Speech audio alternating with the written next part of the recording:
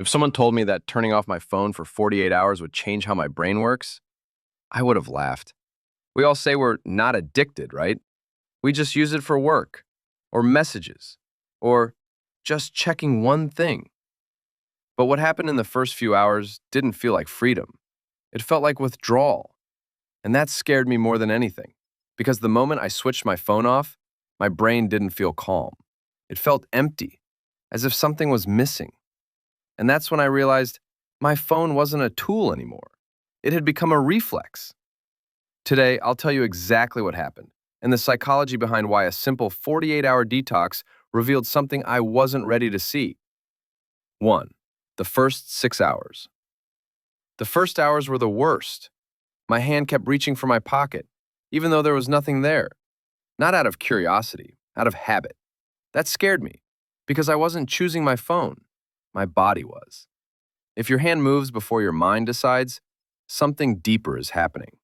My brain had been trained to expect a hit of stimulation every few minutes. Without it, I felt restless, unfocused, even irritated. It wasn't boredom. It was dependency. 2. The 12-hour mark. The noise inside my head. By the first night, I noticed something I had been ignoring for years. The sheer amount of internal noise. Random thoughts, unfinished worries, tiny anxieties I always buried under scrolling. Without a screen to silence them, they all showed up at the same time. It felt overwhelming, but it also revealed the truth. My phone wasn't helping me escape distractions. It was the distraction. When silence feels uncomfortable, it means you've been avoiding something important. 3. The 24-hour shift.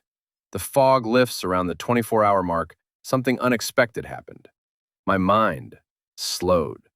The constant buzzing in my head faded. I could focus longer. I could think deeper. Time stopped feeling like a race.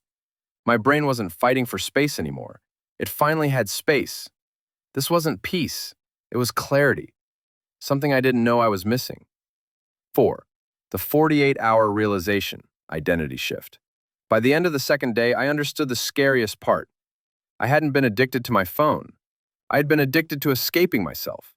Every notification, every scroll was a way to avoid the thoughts I didn't want to feel. But without my phone, I had to face them. And facing them made me stronger. You don't fear being without your phone. You fear meeting the version of yourself that exists without distraction. When I finally turned my phone back on, I didn't feel excitement. I felt power. Not because I quit my phone for 48 hours, but because I proved something to myself. My mind works better when it's not being hijacked. My focus returns. My calm returns. My control returns. A phone is a tool, but if you never put it down, it quietly becomes your cage. Sometimes the scariest thing you can do is spend time alone with your own thoughts, but it might be the thing your mind has been waiting for.